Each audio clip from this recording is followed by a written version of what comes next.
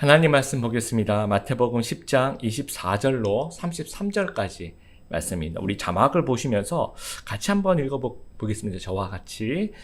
제자가 스승보다 높지 않고 종이 주인보다 높지 않다.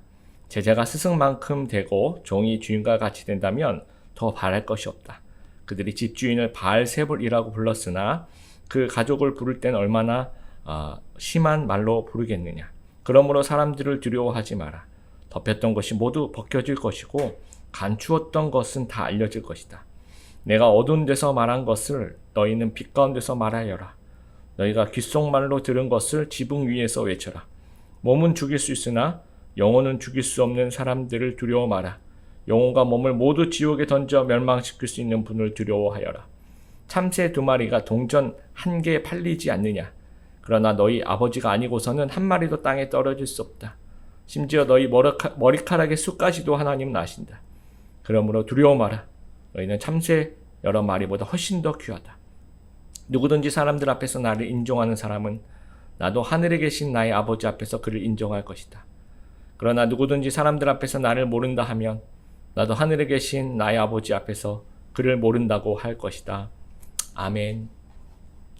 여러분은 무엇을 가장 무서워하십니까? 전 세계 사람들이 무서워하는 것을 좀 조사해서 순위를 좀 매겨봤어요. 1위부터 10위까지. 10위가 이제 치과입니다. 저는 이게 1위입니다. 굉장히 무섭습니다. 9위는 이제 개를 무서워하시는 분들이 의외로 계시더라고요. 8위는 이제 비행기입니다. 근데 저는 비행기는 안 무서운데 옆에 좀 하여튼 힘드신 분들 타면 좀 힘들 것 같습니다. 7위는 이제 천둥번개, 악천후가 무섭다라고 하고, 6위는 이 암흑, 완전히 깜깜하게 어두우면 굉장히 무섭다라고 합니다. 5위는 이제 고소공포증입니다. 저도 약간의 심한 건 아닌데 위에 올라가면 굉장히 좀 이런 약간의 고소공포증이 있는 것 같아요. 4위가 이제 광장, 사람들 많은 이 확 트여진 그런 데 가면 좀 공포를 느낀다고 합니다. 3위가 대인 공포증이라고 해야 될까요? 의외로 이런 분들이 좀 많이 계십니다. 2위는 이 거미, 이 스파이더, 거미를 무서워하는 분들이 의외로 많이 계시더라고요. 1위는 한번 맞춰보십시오. 우리 온라인 예배 들으시면서 우리 가족들하고 한번. 1위가 뭘까요? 뱀입니다. 뱀. 뱀을 사람들이 가장 무섭다라고 이야기를 했습니다. 인간에게 존재하는 두려움이라는 이 감정은 원래는 하나님께서 만드신 자연스러운 그런 감정입니다. 우리 주변의 그 위험을 감지하는 거죠. 내가 열매를 따러 이제 나무 위에 올라갔는데 올라와서 보니까 되게 무서운 거예요. 좀 고소공포증을 느끼는 거죠. 그러니까 좀 더 조심해야 되겠구나 하면서 좀 안전하게 행동을 하게 됩니다. 그래서 하나님께서 우리의 그 안전을 위해서 만드신 감정이 이제 이 두려움이라는 거예요. 근데 죄가 세상에 들어오면서부터 이 두려움의 감정도 원래는 선한 것이지만 이 타락의 과정을 거치면서 왜곡이 됩니다. 그래서 이 두려움이라는 것하고 또 불안하다라는 것 좀 달라요. 어떤 차이가 있냐면 원래 이 두려움, 앵자이어티라고 얘기하는 이 두려움은 두려움의 대상이 눈앞에 확실히 존재하는 겁니다. 그러니까 실제적 위협 대상이 눈앞에 있을 때 이제 무서워하는 거예요. 그러니까 대상이 있을 때는 두려움을 느끼게 되는데 대상이 또 사라지면 두려움 또한 사라집니다. 내가 강아지를 되게 무서워했는데 요 앞에 강아지가 있으면 굉장히 무섭다가도 멀리 사라지면 또 괜찮습니다. 그래서 이 두려움의 대상을 알게 되면 거기에 이제 맞게 준비를 할 수 있다라는 거예요. 불안이라는 fear라고 하는 이 감정은 실제적인 위협 대상이 눈앞에 없어요. 그럼에도 불구하고 무서워하고 힘들어하는 것을 말합니다. 그러니까 우리 머릿속에 이제 상상하는 거, 막연히 예측하는 거. 혹시 만약에 이런 거 있지 않습니까? 이런 일이 일어나면 나 어떡하지? 굉장히 무서울 거야 하면서 이제 그 미지의 공포를 느끼게 되는 겁니다. 그래서 이제 그것이 불안한 것이 이제 심해지면 불안 장애를 느끼게 되고 그러면 이제 정상적인 생활을 하는 것을 이렇게 방해하게 됩니다. 그래서 이제 불안 장애를 치료하는 방법 중에 인지치료라는 것이 있어요. 그 인지치료라는 것은 불안, 공포, 우울감 이런 그 증상을 유발하는 그 잘못된 생각이 있죠. 그것을 찾아내서 분석하고 교정하는 그런 치료 방법입니다. 그러니까 우리가 이제 모르기 때문에 두렵다라는 거예요. 그래서 뭘 두려워하는지 정확하게 좀 알아내자라는 겁니다. 전문가들이 조언할 때 그 두려움에 이름을 붙여라 라고 이야기를 해요. 불안, 두려움, 이거 다 추상명사입니다.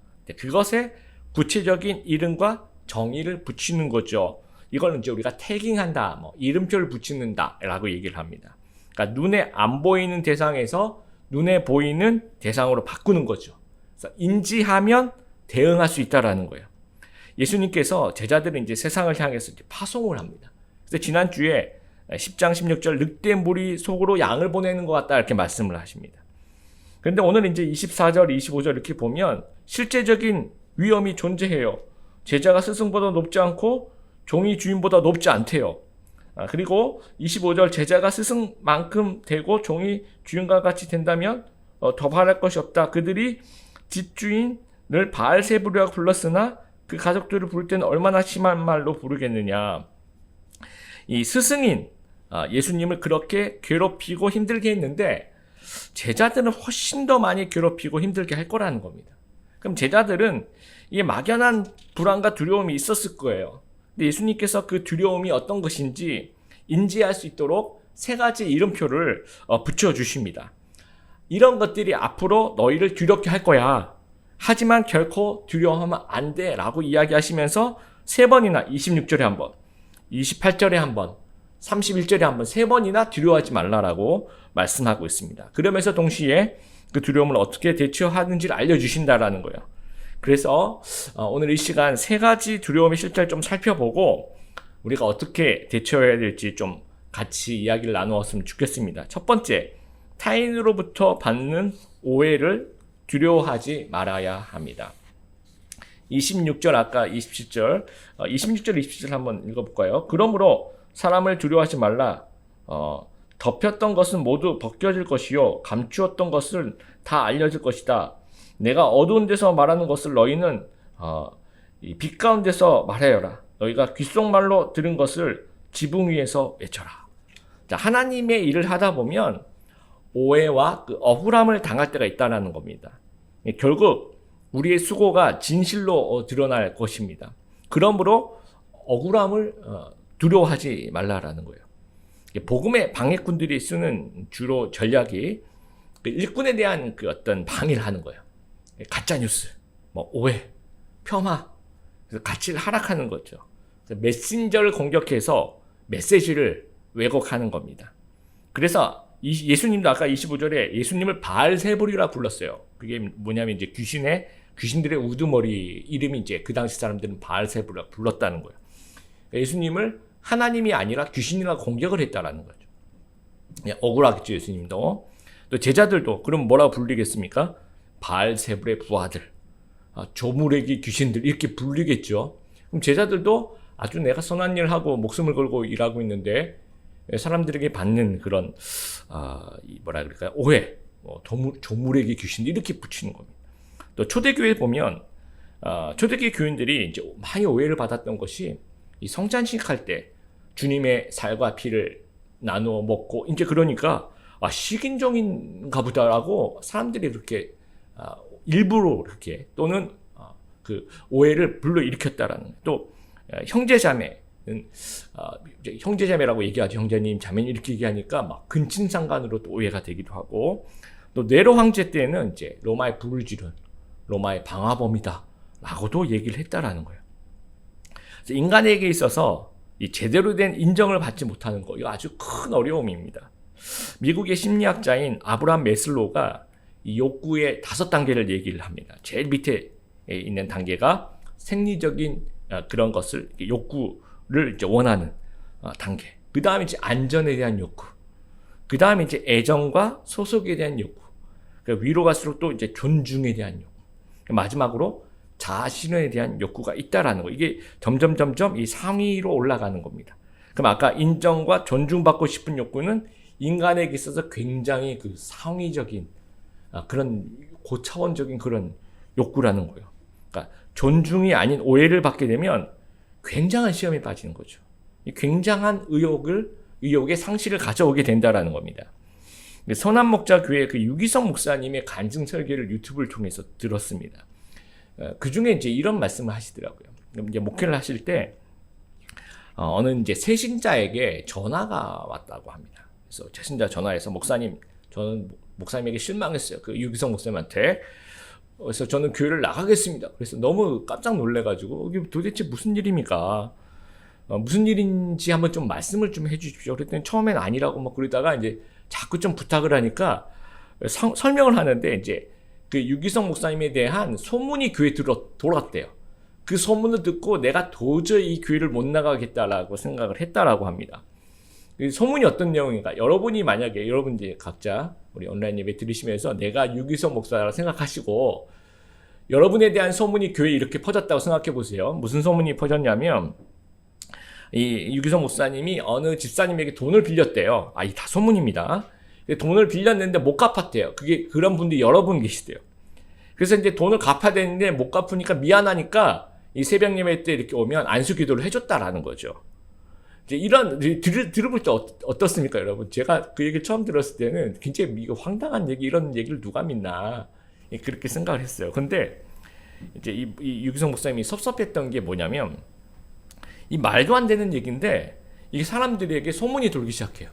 그러면 이제 그 교인들이 만약 이 얘기를 들으면 아이고 이게 무슨 말도 안 되는 소리야 하고 넘어가야 되는데 그렇게 하지 않고 진짜야? 그러면서 자기 아는 그 집사님들한테 집사님만 꼭 알아야 돼 하면서 이제 또 소문을 전하고 그걸 들으신 분도 아이 그거 말도 안 돼 이렇게 나와야 되는데 진짜야? 이러면서 이제 그 소문을 계속 돌고 돌아서 이제 마지막에 새신자 교회까지 들어간 거예요. 상당히 많은 교인들이 그 얘기를 들으면서 돈을 빌렸는데 못 갚았구나 이렇게 생각하고 있어요. 그래서 이게 미안해서 안수기도를 해주는 거야 이렇게 생각하고 있었다는 거죠. 그래서 이제 이 목사님이 너무 섭섭해서 이 주동자를 색출해서 아니면 이제 내가 도저히 여기서 내가 교회에서 사역을 할 수가 없다, 사임을 해야 되겠다라고 심각하게 고민을 했대요. 그러면서 이제 하나님께 작정 기도를 했다라는 거예요. 그때 하나님께서 이제 기도 중에 참아라 해서 이제 이렇게 좀 넘어가게 됐다라고 합니다. 여러분 이런 경우 굉장히 많습니다. 우리가 하나님 나라가 존재하죠. 하나님 나라가 존재하면 또 어떤 나라가 존재하냐면 악의 나라가 또 존재하는 겁니다. 그래서 이 거짓의 공격은요 숙명과도 같은 거예요. 그래서 26절, 27절을 이제 조금 쉽게 번역한 메시지 성경에서 뭐라고 번역하는지 제가 읽어볼게요. 언젠가는 모든 것이 밝혀져 모든 사람이 일의 진실을 알게 될 것이다. 그러니 드러내놓고 진리를 말하기를 주저하지 마라라는 거예요. 철학자요 소설가인 수필가인 알랭드 보통이라는 사람이 쓴 불안이라는 책이 있어요. 거기에 이제 이렇게 얘기를 합니다. 진정한 성공이란 평화로운 상태에 놓이는 것이다. 평화로운 상태를 얻으려면 주체적인 삶을 회복해야 된다. 그래서 타인이 나를 이해하고 받아주기를 바라지 말아야 한다라는 거예요. 이해받지 못하고 있다는 생각이 자신을 불안하게 만든대요. 그러면서 나를 계속 괴롭힌다라는 거죠. 그래서 타인의 반응보다는 자기 자신의 반응을 더 깊이 살펴야 한다라고 이 책이 얘기하고 있습니다. 성도는요, 타인의 반응이 아니라 하나님의 반응이 무엇인지, 또 거기에 대한 나의 반응이 무엇인지에 더 우선순위를 두어야 한다라는 겁니다. 우리 코로나19로 인해서 교회를 바라보는 시각이 더욱 따가워요. 그래서 혹시나 우리 성도들 중에서도 뭐 세상 사람들하고 같이 좀 편승해서 욕하거나 아니면 뭐 아예 내가 예수님 믿는다는 걸 좀 두려워서 좀 숨어버리는 그럴 필요가 없다라는 겁니다.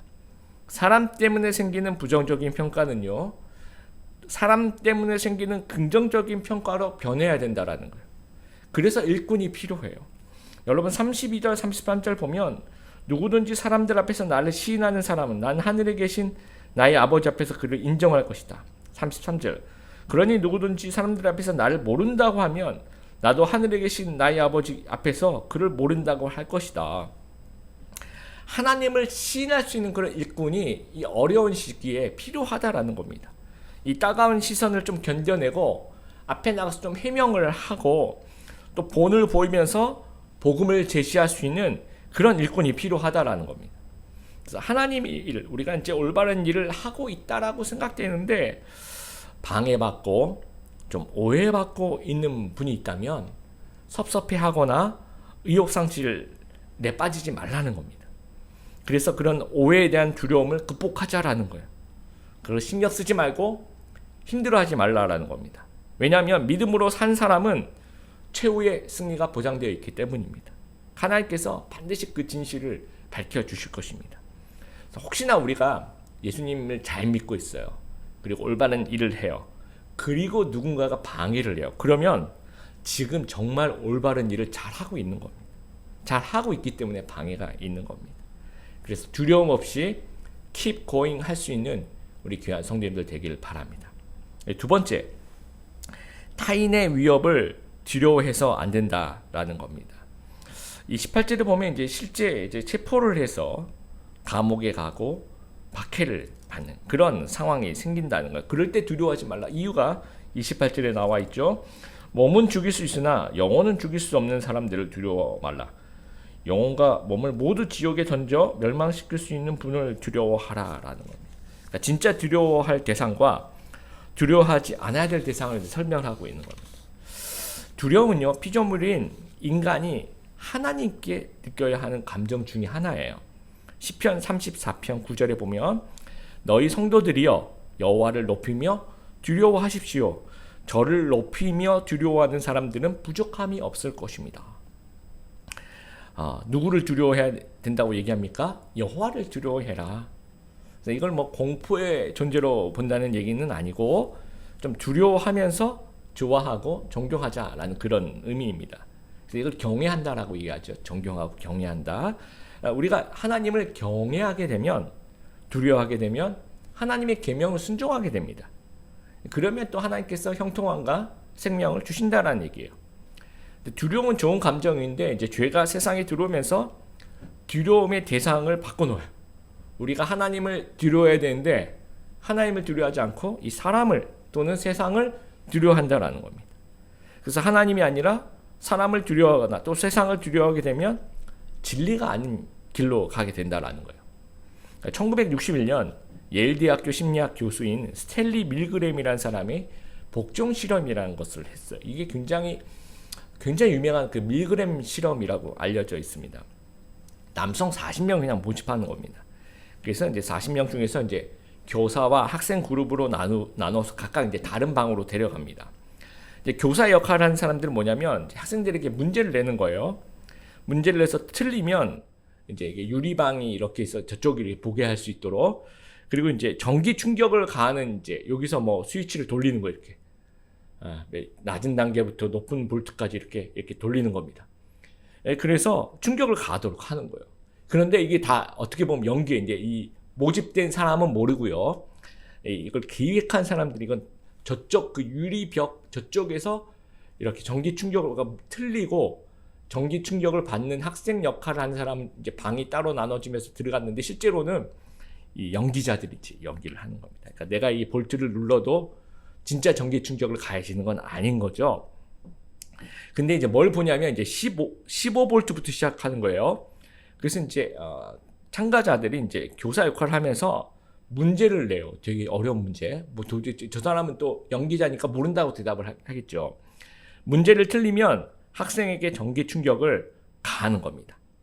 또 틀리면 15볼트부터 시작하는 거예요. 전압을 계속 올려요. 또 틀리면 또 올리고, 그리고 옆에 이제 가짜 교사가 서서 자, 저 사람 틀렸으니까 볼트를 올리세요. 전압을 올리세요. 이렇게 얘기를 하는 거예요. 그러면 저쪽 그 유리방 너머에서 연기자들 막 전기 충격을 이렇게 점점 높아지면 아프니까 아파요 하면서 이제 막 고함을 치고 이제 그런 어떤 연기를 하는 거예요. 그런 과정에서 만약에 저쪽에서 막 힘들어 죽겠다고 하면 과연 이 참가자들은 말을 들을까라는 거예요. 복종을 할까라는 겁니다. 그래서 이 눈금 표시에 300볼트 정도 되면 인체에 굉장히 치명적이다라고 써놨대요. 그렇게 누구나 볼 수 있도록.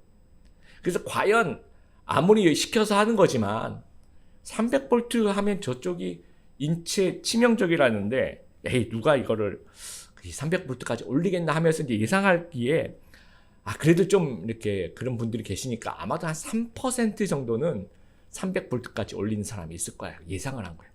그리고 마지막에 450볼트, 300볼트가 치명적인데 450볼트는 어마어마하죠. 그 450볼트까지 올리는 사람은 전체 참가자의 0.1% 정도밖에 안 될 거야 라고 예상을 한 겁니다. 그리고 실험에 들어갔어요. 실제 실험 결과 65%의 사람들이 450V까지 올린 거예요. 굉장히 충격을 많이 받았습니다. 여기서 결론적으로 무슨 얘기를 하냐면 사람은 누가 시키면 쉽게 순종하더라는 거예요. 시키는 대로 복종하더라는 겁니다. 여러분, 순종은 좋은 덕목입니다. 그런데 순종의 대상이 잘못되면 잘못된 길로 갈 수 있다는 거예요. 크리스찬은 누구에게 순종해야 됩니까, 여러분? 진리에게 순종해야 됩니다. 하나님께 순종해야 됩니다. 진리가 아닌 것은 그것이 아무리 우리를 위협한다고 할지라도 두려워하지 않고 그냥 거절해야 된다는 거예요. 어느 영화를 보니까 이 형사가 이 조직폭력계의 부하를 이렇게 잡은 거예요. 그래서 이제 자꾸 물어봅니다. 너 빨리 불어. 이제. 일단 형사 말을 전혀 안 들어요. 그래서 이제 굉장히 이제 왜 너는 이렇게 말을 안 듣냐? 내가 너 이렇게 좀 형량을 좀 줄여줄게. 딜을 하니까 이 친구가 하는 얘기가 형사님보다 우리 형님이 더 무섭다는 거예요. 왜냐하면 형사님이 나를 잡아 넣어봤자 내가 한 1, 2년 감옥에 갔다 오는 거죠. 그런데 우리 형님은 내 목숨을 끊게 할 수 있다는 거예요. 내 목숨을 가져갈 수 있다는 거죠. 그러니까 형사님보다 1, 2년 감옥에 가는 형사님보다 바로 내가 죽을 수 있는, 내 목숨을 가져갈 수 있는 우리 형님이 훨씬 더 무섭다는 거예요. 그러니까 이제 얘기를 안 하겠다는 겁니다. 이 조폭이 굉장히 현명한 거죠. 누가 더 큰 능력과 권위를 가졌는지를 알고 있는 겁니다. 그러니까 누구를 두려워해야 될지를 알고 있는 거예요. AD 155년경에 초대교회 교부였던 그 서문학교회 지도자인 폴리캅이라는 교부가 있었어요. 86세에 그 황제 트라이안에 의해서 이제 박해를 받고 화형을 이제 불에 태워서 죽는 화형을 이렇게 장작을 깔아놓고 불을 붙이기 일보 직전에 회유를 하게 됩니다. 너 지금 이제 하나님을 배신하면 내가 너 살려줄게. 그러니까 이제 이 폴리캅 교부가 뭐라고 얘기하냐면요. 지난 86년간 그리스도는 한 번도 나를 부인한 적이 없는데 내가 어떻게 예수님을 배신하겠는가 하면서 그 다음 말이 중요합니다. 뭐라고 얘기하냐면 내 몸에 잠깐만의 고통을 줄 이 불로 나를 겁주려 하지 말고 하나님을 대적하는 자들에게 예비된 영원한 지옥의 불을 두려워하라라고. 아까 예수님 얘기하신 것 그대로 이제 얘기를 하고 있는 겁니다.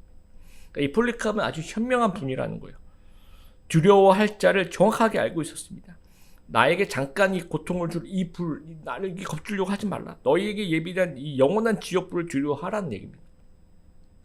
세상 위협되지 않는다는 겁니다. 우리 성도님들은 누구를 두려워하십니까? 하나님을 두려워하십니까? 아니면 세상을 두려워하십니까? 여러분을 위협하는 그 세상, 겁먹게 하는 하나님이 아닌 대상, 거기에 겁먹으면 우리 굉장히 어리석은 사람이라는 겁니다.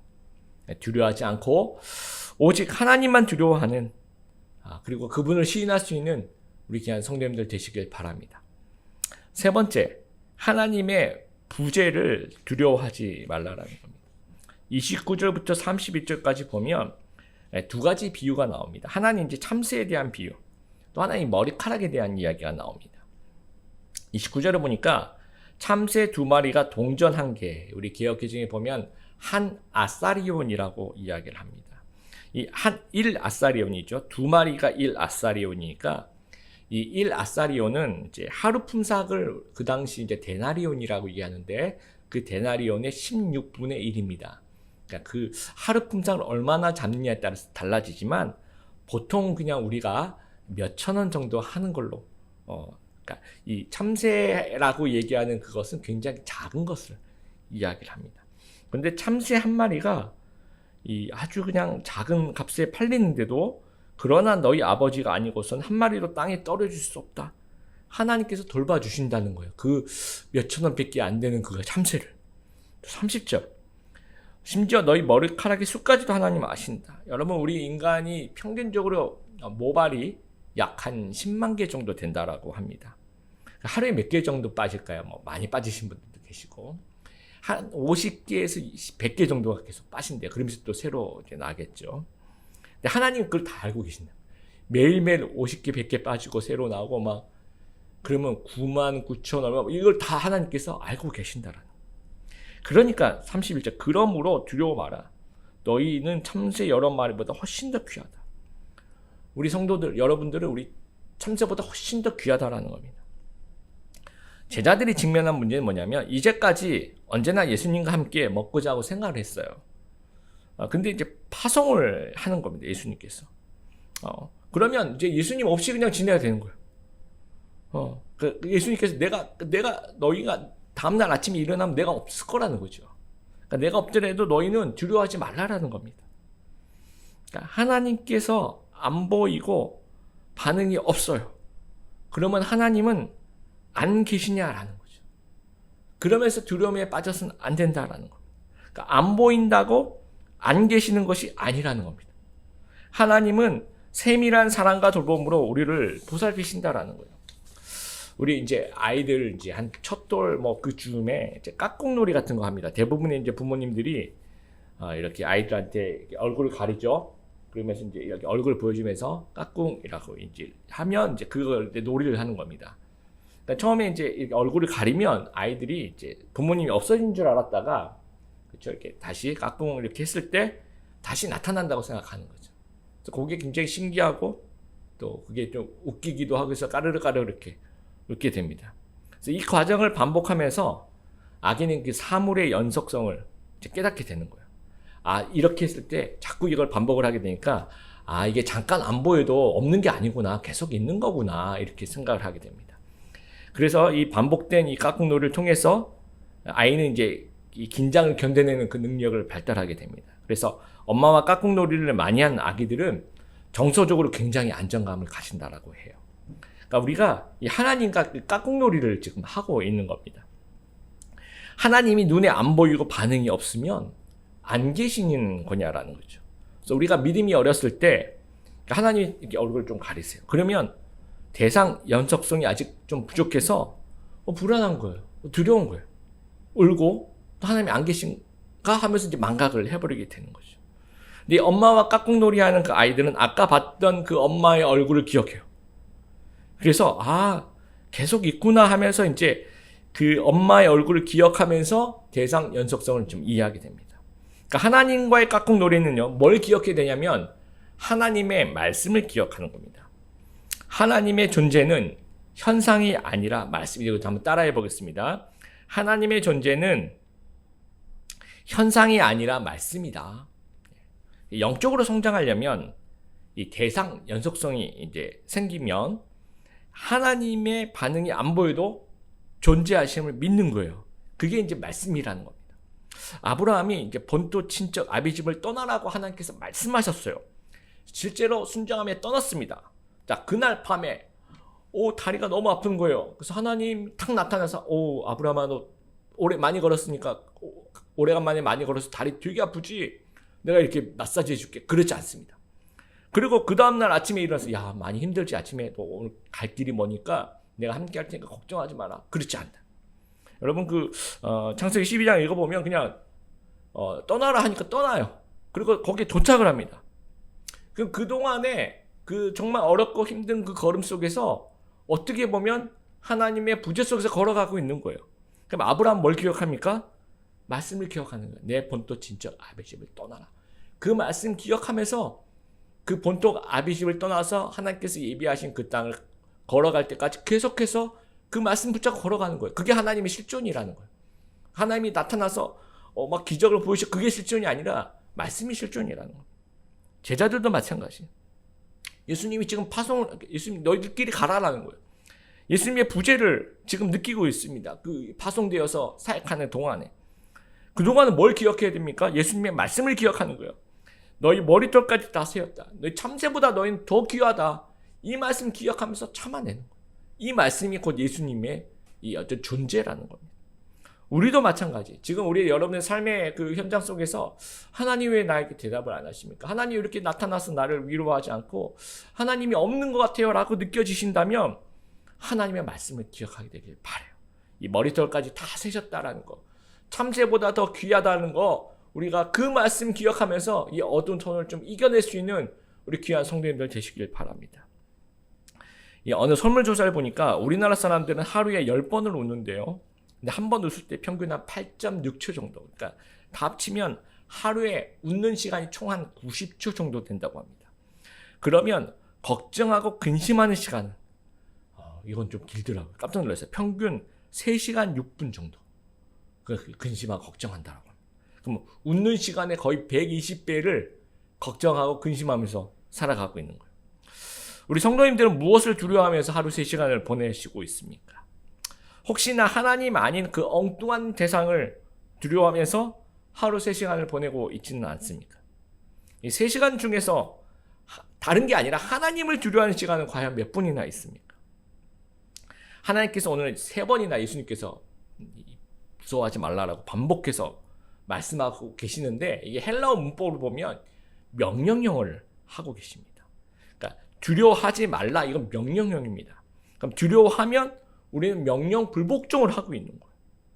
그렇기 때문에 하나님께서 명령하고 있기 때문에 이 두려움을 중단해야 된다는 겁니다. 그럼 두려워하지 않으면 이제 그 무엇을 하게 됩니까? 이제 하나님에 대한 용기를 가져야 하는 겁니다. 아까 우리 설교 전에 영상을 봤을 때 미국 사우스캐롤라이나 주 이 피켄스 카운티에 있는 이 리버티 고등학교라는 곳에서 졸업식을 하는 겁니다. 고별사를 낭독하기 위해서 학생 대표로 연단에 오른 친구 이름이 로이 코스터너라는 친구인데, 학교 측 그 승인을 받는 연설물이 있어요. 그걸 이제 찢어버리고 자기가 이제 미리 준비한 것을 이제 같이 읽는데, 암송을 하는데 뭘 암송하냐면 주기도문을 암송하기 시작합니다. 여러분 아까 영상이 기억나시죠? 그래서 나중에 막 사람들이 박수를 치고 환호를 하게 됩니다. 이제 그게 왜 그러냐면 이제 지난 학기부터 종교로부터의 자유라는 어떤 이름의 재단이 있대요. 종교로부터의 자유 재단. 이 재단이 이제 막 그 공립학교에 엄청난 그 어떤, 미국은 좀 그런 게 있어요. 압력을 넣어서 공식 행사에서, 이거는 뭐 너희가 아무리 미국이 크리스찬 나라라고 하더라도 공식 행사에서는 기도를 하지 마라, 다른 종교 사람도 있지 않느냐 하면서 이제 계속 압력을 넣는 거예요. 그래서 이제 지난 학기부터 리버티 고등학교가 포함된 이 피켄스 카운티라는, 이 우리나라 카운티는 뭐 도시 정도 크기라고, 구 뭐 이렇게 보면 될까요? 그 피켄스 카운티 학군의 그 공립학교는 전부 다 기도를 금지시켰대요. 그러니까 이 졸업생이 학생 대표로 연설하면서 어떻게 우리가 기도를 금지할 수 있느냐 하면서 자기 신앙을 주기도문을 암송하면서 드러내는 거예요. 그래서 이 자신의 믿음을 당당하게 드러난 아주 용기 있는 행동이었다라고 하며 사람들의 많은 박수를 받았다라고 합니다.